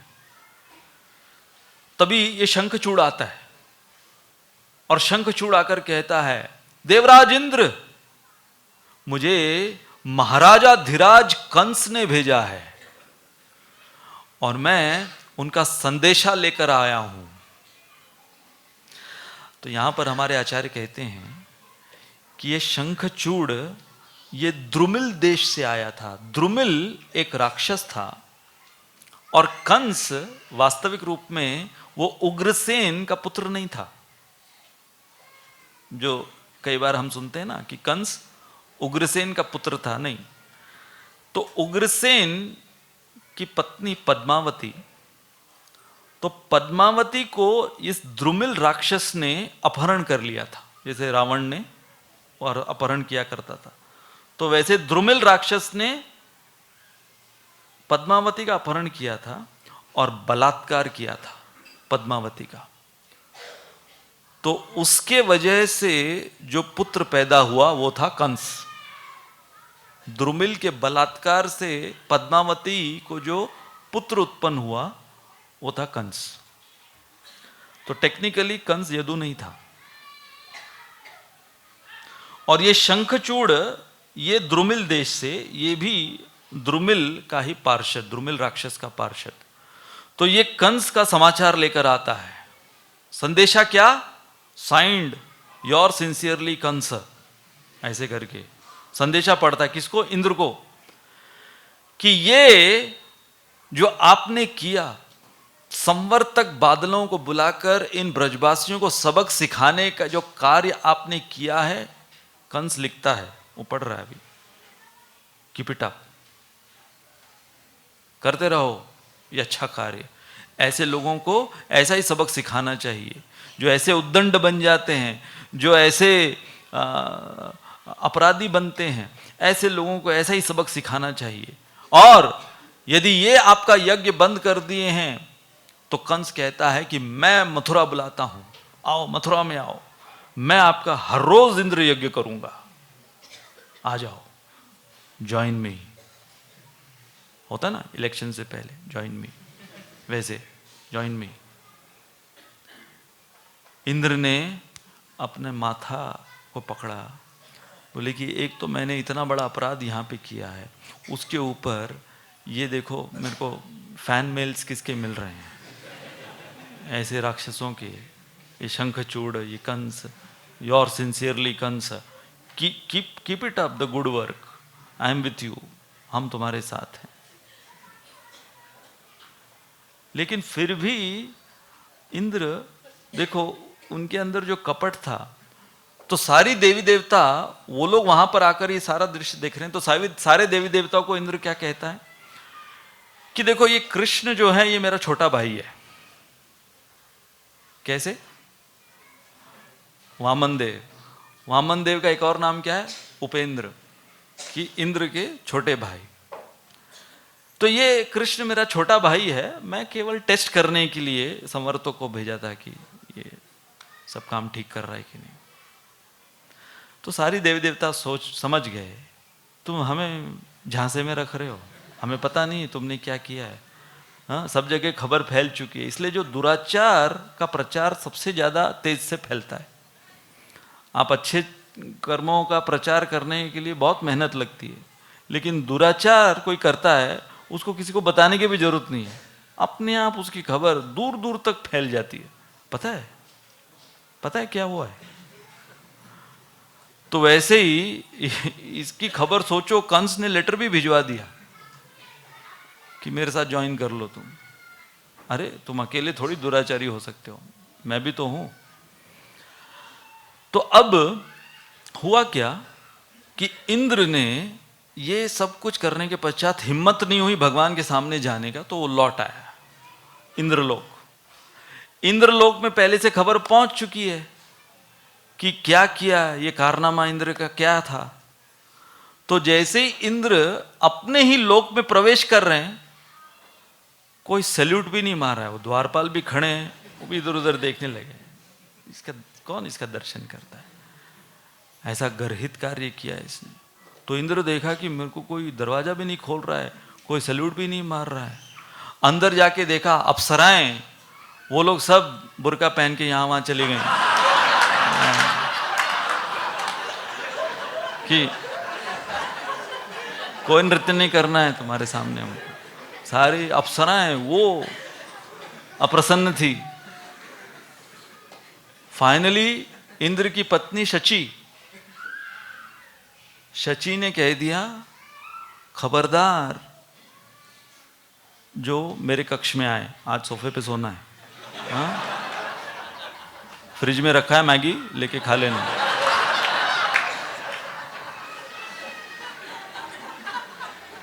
तो शची देवी रिजेक्ट, सब लोग रिजेक्ट कर दिए इंद्र को। अब मुंह कहां छुपाए? तो एक ऐसा कक्ष इंद्र ने बनाया था, काली कोठरी जैसी थी, तो काली कोठरी जैसी उसके अंदर जाकर इंद्र बंद कर कर अपने आप को छुपा लिया। तो हमारे आचार्य वर्णन करते हैं कि जैसे ही इंद्र अपनी उस काली कोठरी में जाकर अपने आप को बंद कर दिया, यहां पर वृंदावन में सूर्योदय हुआ। सारे बादल वो झड़ गए, छट गए और सूर्योदय हुआ। तो ये किसके समान था? उदाहरण देते हैं कि जब उल्लू जब अपने बिल में जाता है तो सूर्य को समझ में आ जाता है कि अभी रात खत्म हुई, अभी सवेरा का टाइम आ गया। तो ये उदाहरण दिया है कि उल्लू जब बिल में जाता है तो सूर्योदय होता है। तो इंद्र नामक उल्लू जब अपने बिल में गए तो यहां पर सूर्योदय हुआ। और फिर भगवान ने सबको कहा कि बाहर निकलिए, तो सबसे पहले गोपियां बाहर आई। तो उन्होंने बहुत वहां पर कैंपिंग किया, बोले कि अभी हमको कहां जाने की जरूरत नहीं है। वहां पर कैंप किया, यज्ञ किया, यज्ञ इत्यादि हुआ और बहुत ही उत्सव का माहौल हो रहा था, क्योंकि सूर्योदय सब कुछ इतना खिला खिला था। अब यहां पर इंद्र अकेले जल रहे हैं, करें क्या? तो उस समय कोई इंद्र से बात नहीं कर रहा था। इंद्र के गुरु पहुंचे, बृहस्पति।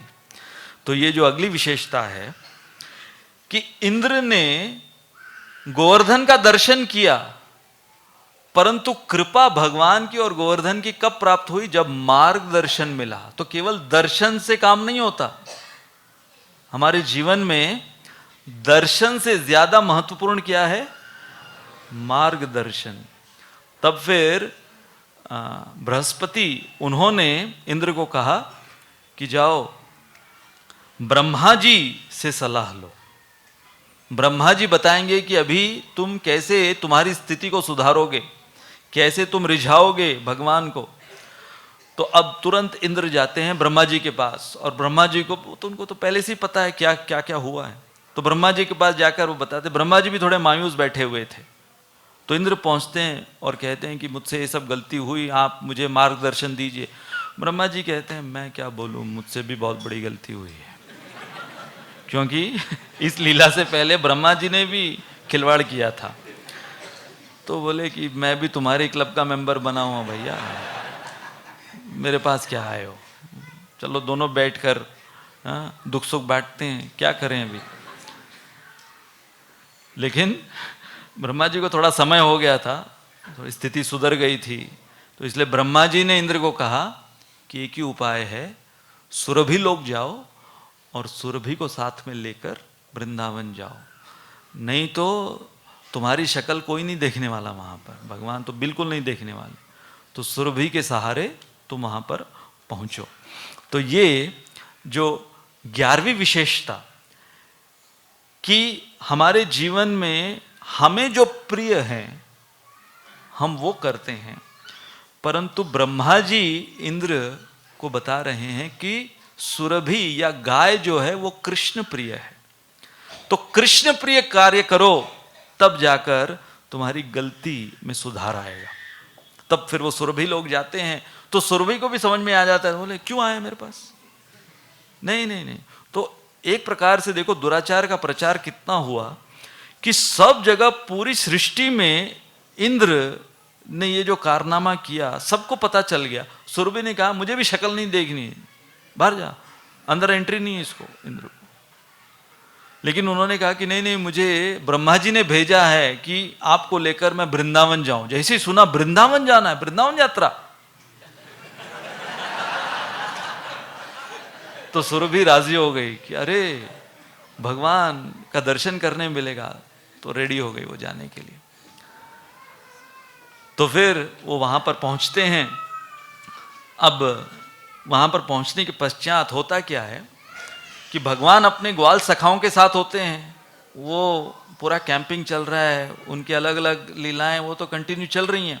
तो भगवान अब समझ रहे हैं कि इंद्र सुरभि के साथ आ रहा है, तो भगवान हल्के से ग्वाल सखाओं से स्टेप आउट करते हैं उनके संग से, ही स्नीक्स आउट, और एक एकांत स्थान में, कहाँ पर, गोविंद कुंड जो अभी है, तो वहां पर जाकर भगवान अपना दाहिना पैर अपने बाएं घुटनों के ऊपर रखकर ऐसे बैठ जाते हैं। सारे गोप सगा देखते गए कहाँ, गायब कहाँ हो गया। तो बीच बीच में भगवान ऐसे गायब हो जाते थे, तो बोले आ जाएगा थोड़ी देर में, कुछ यहाँ वहाँ मस्ती करने गया होगा, आ जाएगा। तो लोग अपना खेल कूद कर रहे थे, उनको ये नहीं पता कि अभी एक इम्पॉर्टेंट सेशन इंद्र के साथ होने वाला है। तो भगवान वहाँ पर चले गए। तो इंद्र अभी सुरभि गाय के साथ आते हैं। इंद्र सुरभि को कहते हैं जाओ आप पहले आते हैं। सुरभि कहते हैं नहीं तुम पहले आगे जाओ। तो इंद्र जाते हैं और इंद्र अपना दंडवत, 1000 आँखें हैं उनकी, 1000 से ज़्यादा, पूरे आँखों के साथ दंडवत करते हैं भगवान के सामने। भगवान देख भी नहीं रहे, और फिर अपनी प्रार्थनाएं अर्पित करते हैं कि कैसे आप सर्वशक्तिमान हो, पूरे सृष्टि के रचयिता हो, तीनों गुणों के आप मालिक हो, हम सब 3 गुणों के अधीन हैं, इसलिए मैं रजोगुण तमोगुण के अधीन होकर मैंने ऐसी गलती कर दी।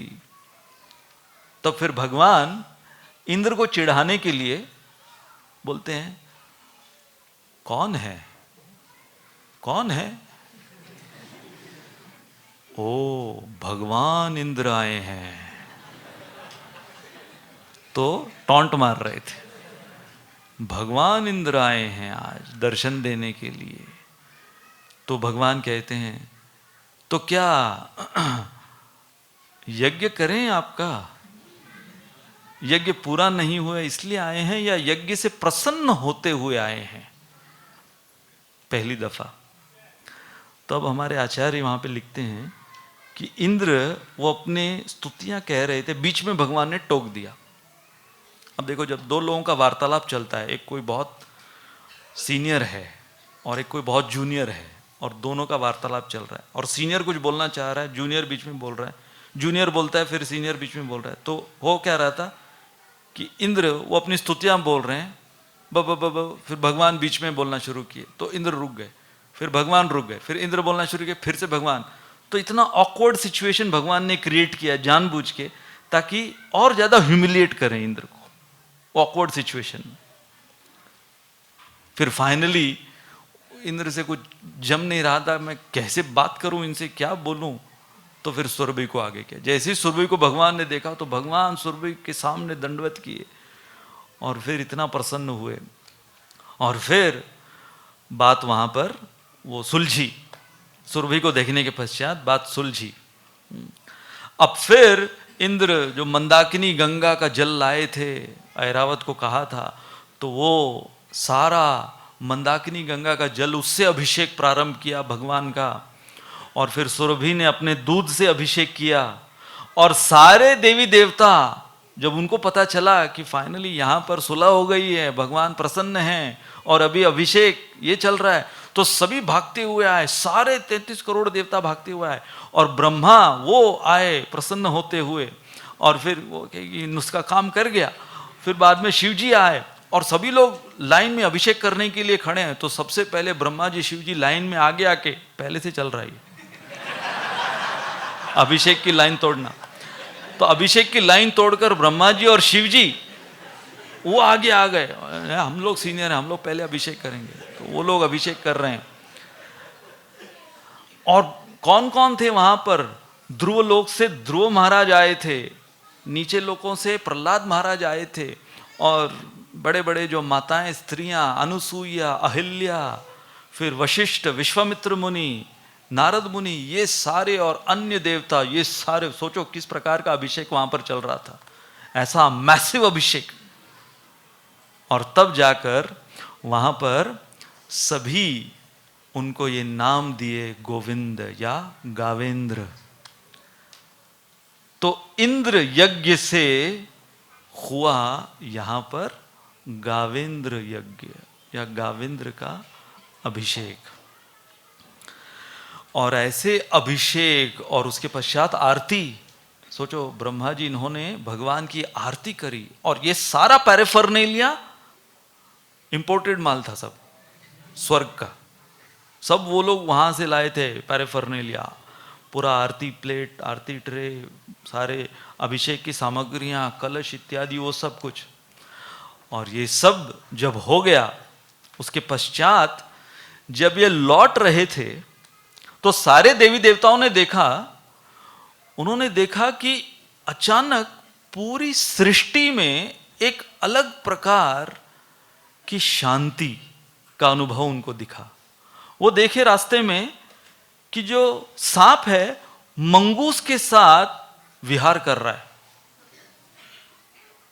नेवला, सांप नेवले के साथ विहार कर रहा है, जो बिल्ली है वो कुत्ते के साथ, चूहा बिल्ली के साथ, ऐसे करके शेर जो है हिरण के साथ। टोटल तो इसमें ये जो 13वीं विशेषता है, ये क्या है?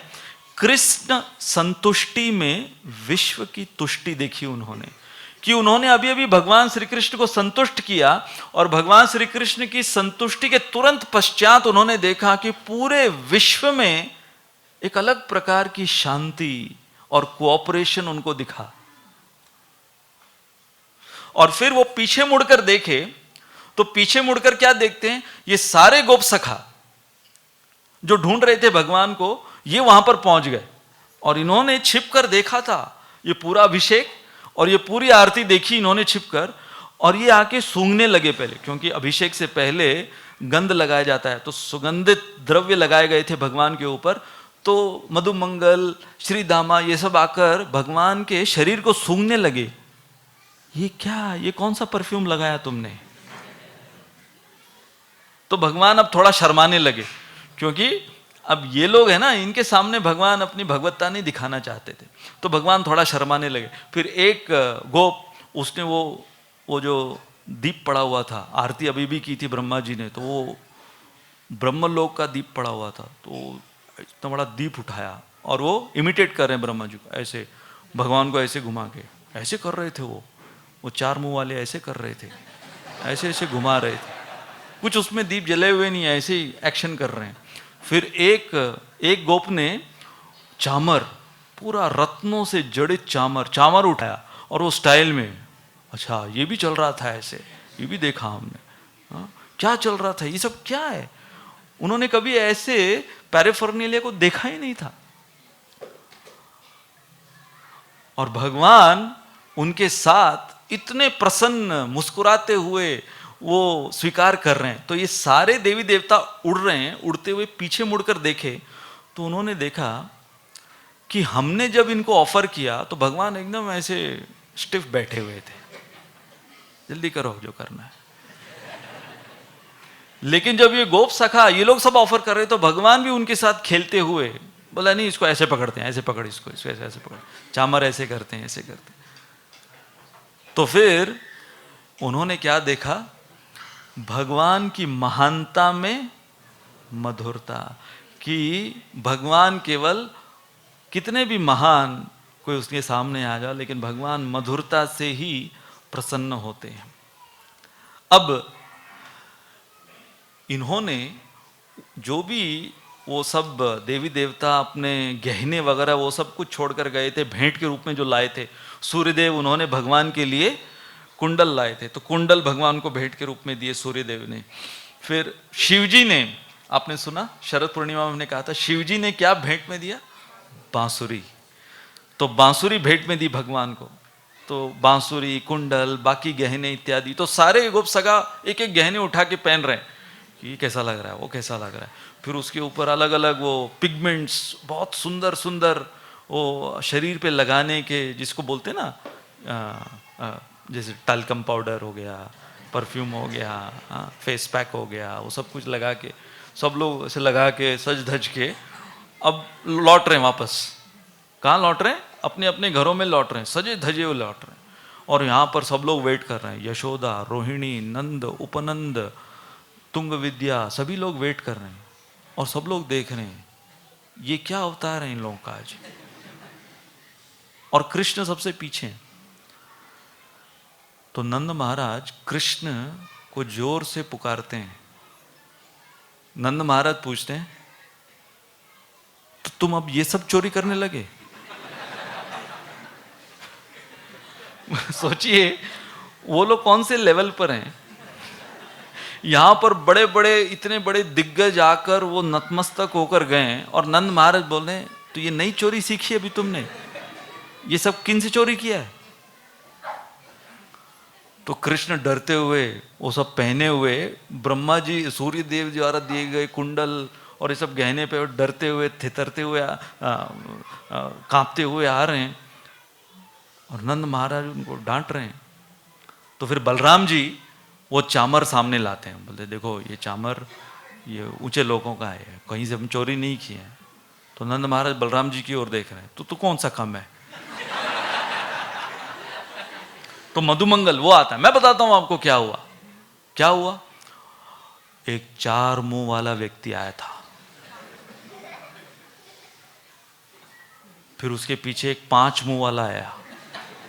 कौन है? शिव जी। 4 मुंह वाले ब्रह्मा जी, 5 मुंह वाले शिव जी, 5 मुंह वाला आया। फिर एक व्यक्ति, उसकी हजारों आंखें थी, पूरे शरीर में आंखें ही आंखें थी उसकी, और वो एक गाय को लाया था जो बोलती थी। हमने कभी बोलती हुई गाय नहीं देखी। Talking cow, man with 1000 eyes, man with 5 heads, 4 heads, ऐसे करके मधुमंगल सुना रहा, मैंने देखा अपने। तो नंद महाराज उसको एक चपेट लाया, चुप तो कुछ भी बोलता है। तो यहां पर किसी को विश्वास ही नहीं हो रहा था। और फिर यशोदा माई बोले निकालो ये सब, क्योंकि असली सुंदरता भगवान श्री कृष्ण की वो जो वृंदावन के जंगली फूल पत्ते इन सब में वो सुंदर दिखते थे। तो ये सब उन्होंने निकाल दिया और इनको विश्वास नहीं हो रहा था। उस समय आकाशवाणी हुई, तो सभी लोग खड़े हुए हैं। आकाशवाणी हुई और आकाशवाणी में बोला गया, नंद महाराज और उपानंद इन दोनों के लिए आकाशवाणी थी।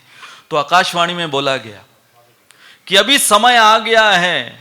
क्या समय आ गया है? ये समय आ गया है कि अब आप कृष्ण को ब्रज का युवराज घोषित करो, ब्रज का युवराज घोषित करो, ये समय आ गया है। और कैसे युवराज इनको उसका समारोह करना है वो भी बताया कि इनका अभिषेक होना चाहिए और इनको फिर ब्रज का नया युवराज। तो फिर वो उन्होंने गीत भी बताया, ब्रजपुर नव युवराजे मनोहर मदन गोपाले, कि इस गीत को गाते हुए इनको ब्रज का नया युवराज बनाना है, इसलिए ये सब कुछ हुआ है। तब फिर आकाशवाणी हुई है, तब उनको विश्वास हुआ। ये मधुमंगल इनके ऊपर विश्वास नहीं था, लेकिन आकाशवाणी हुई है तो विश्वास हुआ। तो तुरंत फिर वहां पर उनका वो अभिषेक किया गया, युवराज ब्रजराज घोषित किया गया। लेकिन इसमें हमको एक विशेषता समझ में आती है कि अब तक भगवान श्री कृष्ण को वृंदावन में खलराज बोलते थे, दामोदर लीला के बाद, कि उखल को खींचा ना, तो उखल को शॉर्ट फॉर्म में बोलते हैं खल। तो एक बार ऐसा हुआ कि जब श्रीदामा अन्य गोप भगवान श्री कृष्ण के साथ वो लोग वन में खेल रहे थे, तो नियम ऐसा था कि अगर कोई ग्रुप हारता है तो उनको घोड़ा बनना है और दूसरा जो जीता है उसको सवारी लेकर चलना है। तो भगवान कृष्ण हार गए श्रीदामा से, तो श्रीदामा ने कहा चलो मैं सवारी बनता हूं, घोड़ा बनो। तो भगवान कहे मैं नहीं बनूंगा। तो श्रीदामा बोले क्यों? नियम है, बनना ही पड़ेगा तुम्हें। क्यों नहीं बनोगे? मैं राजकुमार का बेटा हूं, नंद महाराज का, मैं सब घोड़ा वड़ा नहीं बनता। तो श्रीदामा सबको बुलाए, इधर आओ इधर आओ। ये बोलता है ये नंद महाराज राजकुमार का बेटा है, इसे बताओ शक्ल मिलती है यशोदा में या नंद में? हाँ, दोनों में शक्ल नहीं मिलती इसकी। ये किसका बेटा है आज दिन तक कोई बता नहीं पाया है।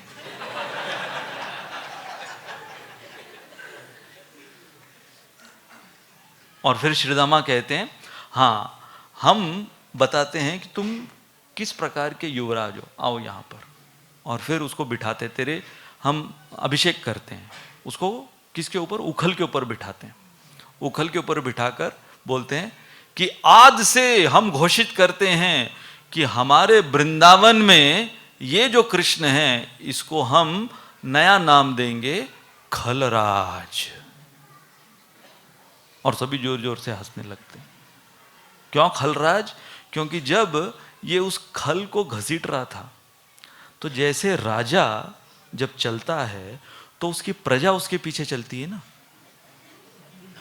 जब राजा चलता है तो राजा की प्रजा उसके पीछे चलती है नारे लगाते हुए। तो ये जो राजा, अब इसकी कौन सी प्रजा थी, और तो कोई इसके पीछे चला नहीं, तो ये उखल, ये खल चला इसके पीछे, तो ये राजा किसका हुआ? खल का राजा। तो इसका नाम क्या होना चाहिए? खलराज। तो आज से ये है वृंदावन का खलराज। सभी लोग अपनी अपनी स्तुतियां अर्पित कीजिए खलराज जी को। खलराज की जय हो, महाराजाधिराज खलराज की जय हो।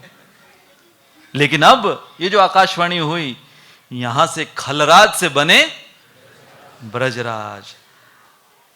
ब्रज पूरे नव युवराज मनोहर मदन गोपाले। इस प्रकार के इस स्तुति से इनको ब्रजराज बना दिया गया। अब फाइनली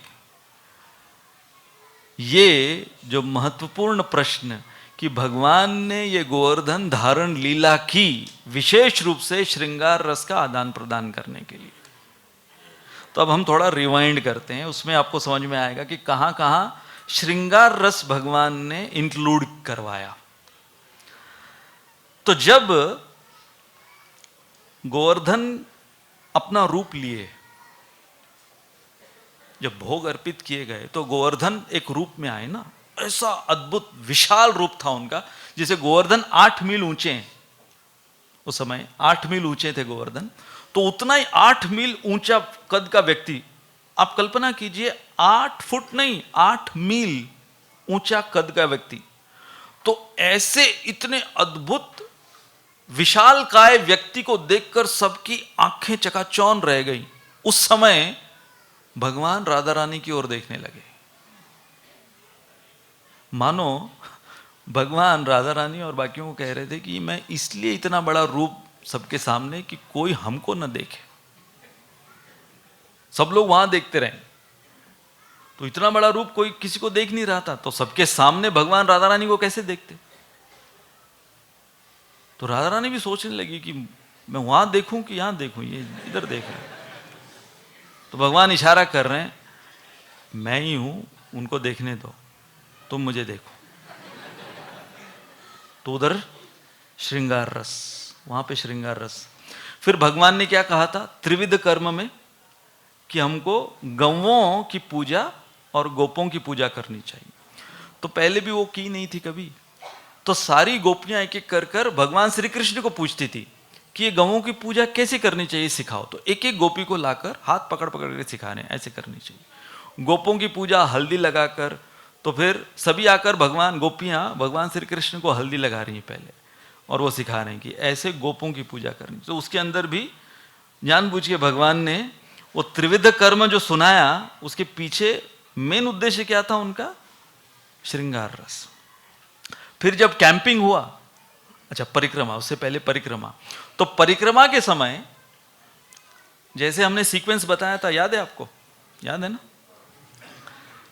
कि पहले बछड़े, फिर गौवें, उसके पीछे कृष्ण बलराम और गोप सखागण, उसके पीछे ब्राह्मण, उसके पीछे नंद महाराज उपानंद, फिर यशोदा, रोहिणी, राधा रानी, ललिता, विशाखा इत्यादि। तो अब भगवान कितने आगे थे, राधा रानी बहुत पीछे। तो भगवान क्या करते थे, उनके हाथ में जो छड़ी थी, जो गौओं को संभालने वाली छड़ी, तो नृत्य करते हुए परिक्रमा कर रहे हैं, कीर्तन करते हुए, तो छड़ी को ऊपर फेंकते थे। तो जब छड़ी ऊपर जाती थी तो पीछे से राधा रानी देखती थी कि लोकेशन कौन सा है। ये है वृंदावन का जीपीएस। GPS technology. तो ऊपर फेंकते थे, राधा रानी को समझ में आता था कि लोकेशन कौन सा है। और फिर अचानक परिक्रमा के बीच में भगवान ने बोला मुझे भूख लग रही है, मैं मैया के पास जाता हूं कुछ खाना लेने के लिए। तो मधुमंगल गए, नहीं मेरे पास है, ले। मधुमंगल को आइडिया समझ में नहीं आया, क्योंकि भगवान बहाने से पीछे जाना चाहते थे, क्योंकि यशोदा के पीछे ही राधा रानी है। तो राधा रानी का दर्शन करने के लिए तो बोले भूख लगी है, मैं मैया से खाना लेकर आता हूँ। मधुमंगल लड्डू निकाल के दिए। भगवान का ये तो समझ नहीं रहा है। तो भगवान ने सोचा हाँ एक और तरीका है, तो पूरे लड्डू खत्म कर दिए। मधुमंगल इतना क्रोधित हुआ, बोला मैंने पूरा खत्म करने के लिए नहीं दिया था, अभी पूरी परिक्रमा बाकी है और तूने पूरा लड्डू चपेट कर लिया। तो भगवान जानबूझ के पूरे लड्डू खा लिए, मैं लेकर आता हूं तुम्हारे लिए और लड्डू। गए, पीछे गए, पूरा पीछे जाकर यशोदा माई से पूछते हैं कि वो मधुमंगल को बहुत भूख लगी है और पीछे राधा रानी थी, तो बात कर रहे हैं यशोदा माई से, देख रहे हैं राधा रानी को। तो यशोदा माई पूछती तू मांग किससे रहा है, किसके लिए चाहिए लड्डू? बोला मधुमंगल वो बहुत भूखा है, उसको लड्डू चाहिए। तो यशोदा माई कहती है मैं कोई लड्डू लेके घूम रही हूं यहाँ पे, लड्डू थोड़ी है मेरे पास। तो वो ये इशारा कर रहे थे कि राधा रानी बहुत फेमस है, वो ब्रजरज के लड्डू बना देती है। दुर्वास मुनि को खिलाए थे ना, ब्रजरज के लड्डू खिलाए थे। तो कह रहे हैं कि इनको बोलो बनाने के लिए। तो यशोदा माई को समझ में नहीं आया, बोला कि नहीं मधुमंगल से कहे जो जो हमारे पास है थोड़ा बहुत वो उससे खा के संतुष्ट हो जाए, ये ले जा जा। भगवान लेकर गए, संतुष्ट नहीं हुए कि अभी ठीक से आदान प्रदान नहीं हुआ राधा रानी के साथ। तो क्या किया उन्होंने, सामने गाय चल रही थी तो गाय की पूंछ पकड़ी, गाय की पूंछ पकड़कर ऐसे घुमाया तो टर्न कर दी गाय पूरा पीछे, और फिर अपने छड़ी से पीछे से गाय को मारा तो गाय उल्टा भागने लगी। परिक्रमा ऐसे चल रही है, उसको टर्न करके उल्टा, और फिर सबको दिखा रहे हैं अरे गाय उल्टा भाग रही है, उसको पकड़ो पकड़ो पकड़ो, उसके पीछे पीछे, और उसको टोकते जा रहे हैं और भाग जाओ। गाय भागती जा रही है, उसको थोड़ा नेविगेट कर रहे हैं कि इस तरफ जहाँ पे राधा रानी है, ललिता वैसे उस तरफ लेकर गए, उस तरफ।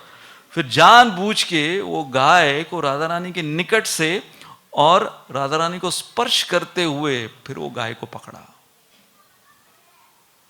और फिर वापस से देखते हुए वो गाय को वापस सामने लेकर आए। ऐसे 2-3 बार करते रहे, पूरे परिक्रमा में 2-3 बार करते रहे। तो उनका आचार्य कहते हैं कि वो परिक्रमा का मुख्य उद्देश्य क्या था, श्रृंगार रस, अद्भुत रस के अंदर श्रृंगार रस चल रहा है। फिर उसके बाद में जो कैंपिंग हुआ, नंद महाराज को सबने रिक्वेस्ट किया कि हम वापस से घर पर नहीं जाना चाहते, हम इधर ही गोवर्धन के निकट कैंप करना चाहते हैं। तो नंद महाराज मान गए। तो जब रात को सब सो गए तब फिर श्याम सुंदर और राधा रानी और अन्य गोपियां वो उठी और फिर उनका विहार वहां पर प्रारंभ हुआ गोवर्धन के निकट। और फिर जब ब्राह्मण वो यज्ञ कर रहे थे, जैसे ही वो स्वाहा बोलते थे तो सभी लोग यज्ञ कुंड में देखते थे, राधा रानी और कृष्ण एक दूसरे की ओर देखते थे।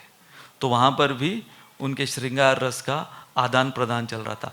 और फिर जो हमने कहा भ्रातृ द्वितीया तिथि जब आई थी, तो भ्रातृ द्वितीया तिथि में भाई बहन भाई दूज की वो तिथि, तो अब श्रीदामा वो राधा रानी के भाई हैं, तो श्रीदामा निकले राधा रानी के पास भाई दूज के दिन। तो कृष्ण बोले अरे तू अकेला कैसे जा सकता है, मैं भी चलता हूं, हाँ तेरे साथ कोई होना चाहिए। तो भगवान श्रीदामा के साथ हो लेते हैं ताकि राधा रानी का दर्शन हो जाए। और भगवान श्री कृष्ण की एक कजिन बहन है, उनका नाम है कुंडलता। तो वो भाई दूज के दिन आती हैं, तो राधा रानी कुंडलता के साथ हो लेती हैं कि तू अकेली कैसे जाएगी, मैं भी तेरे साथ आती हूं। तो ऐसे भाई दूज में अपने अपने भाई और बहन के सहारे वो एक दूसरे से मिलने के लिए राधा और कृष्ण श्रृंगार रस भ्रातृ द्वितीया उसमें वो कर रहे थे। और फिर फाइनली जब गोवर्धन जो 7 दिन 7 रात धारण किया, उसमें सारी गोपियां वो भगवान श्री कृष्ण को अपने पति के रूप में मान रही थी। इतना ही नहीं, जब आकाशवाणी हुई और जब उनको युवराज घोषित किया गया, उनका अभिषेक चल रहा था, उस समय सारी गोपियां दूर से देख रही थी और उनको लग रहा था कि कौन वो भाग्यवान होगी जो ये ब्रजराज श्याम सुंदर की पत्नी बनेगी, ऐसे वो सोच रहे थे। और ऐसे सोचते सोचते जब रात्रि में वो लोग सोए, गोपियां अपने अपने घरों में जाकर अपने कक्षों में सो रही थी, तो नींद नहीं आ रही थी उनको। और भगवान वो अपने नंद भवन में जब सो रहे थे तो उनको भी नींद नहीं आ रही थी। और उस समय उनको याद आया कि शिवजी, महादेव शिवजी, उन्होंने मुझे बांसुरी भेंट की थी, तो क्यों ना उसको ट्राई किया जाए। तो मध्य रात्रि में भगवान श्री कृष्ण बांसुरी बजाना प्रारंभ करते हैं। और यहाँ पर बहुत सुंदर वर्णन है कि रात्रि के समय जब गोपियाँ वो सोच रही हैं कि कौन होगा वो भाग्यशाली, कौन होगी वो भाग्यशाली जो इनकी पत्नी बनेगी, कौन होगी वो भाग्यशाली, तो भगवान जो धुन बजाते हैं। अब वृंदावन में जैसे कि संस्कृत में त्वाम बोलते हैं किसी को, तो वो एक आदर का भाव है, परंतु जब कोई किसी के साथ बहुत निकट का भाव रखता है तो उसको तू बुलाता है। तो भगवान अपनी बांसुरी से ये शब्द निकाल रहे थे। जैसे गोपियां वहां पर ये प्रश्न पूछ रही थी कि कौन है वो भाग्यशाली गोपी, तो यहां पर भगवान बांसुरी बजाते हुए बोल रहे थे तू। अपनी बांसुरी से कौन सी धुन निकाल रहे थे? तू, तू है वो भाग्यशाली। ऐसे कर कर एक एक गोपी को क्या सुनाई दिया? कौन है वो भाग्यशाली? तू। और वहां से गोवर्धन लीला का संबंध है रास लीला से। इसलिए ये जो अद्भुत लीला भगवान ने की, इसके पीछे इतने सारे प्रयोजन जो हमने आपको 2 घंटे में सुना दिए। अगर हमारा बस चलता तो 2 साल भी लेते। लेकिन ये जो 16 विशेषताएं, जिसके अंदर मुख्य प्रयोजन भगवान का ये था कि हमें ये बताने के लिए कि हम आज के दिन ये प्रश्न अगर पूछें कि कौन है वो भाग्यशाली जो भगवान श्री कृष्ण के गोवर्धन के छत्र छाया में वो इंद्र के प्रकोप और अभिमान के मूसलाधार वर्षा से अपने आप को बचा पाएगा, तो भगवान बांसुरी बजाते हुए क्या कह रहे हैं? हम सबको यदि हम गोपियों के तरह प्रामाणिकता से ये प्रश्न पूछते हैं तो भगवान अपनी बांसुरी से कह रहे हैं तू, तू है वो। इसलिए आइए आज के इस पवित्र उत्सव में, महोत्सव में, हम भगवान श्री गिरिराज धारण और श्री गिरिधारी जी, इनसे यही प्रार्थना करें कि जैसे ब्रजवासियों ने भगवान को इतना प्रसन्न किया, तो हमारी तो लायकी है नहीं, इसलिए हम उनके पदचिन्हों पर चलते हुए, उनके सेवकों के पदचिन्हों पर चलते हुए हम भगवान श्री गिरिराज जी, गिरि गोवर्धन और राधा गिरिधारी जी, और यहाँ पर हमारे श्री राधा मदन गोपाल जी, इनकी सेवा में लगें और भगवान के साथ हमारा हर एक दिन बिताएं, तो हमारा हर एक दिन उत्सव हो जाएगा। जैसे एक विशेषता क्या थी? उपद्रव में उत्सव। तो कलयुग ये कौन सा युग है जहां पर हर दिन उपद्रवता बताया गया, हर दिन उपद्रव है। तो ऐसे हर दिन के उपद्रवी कलयुग में आइए हम लोग इसे हर दिन उत्सव बनाएं।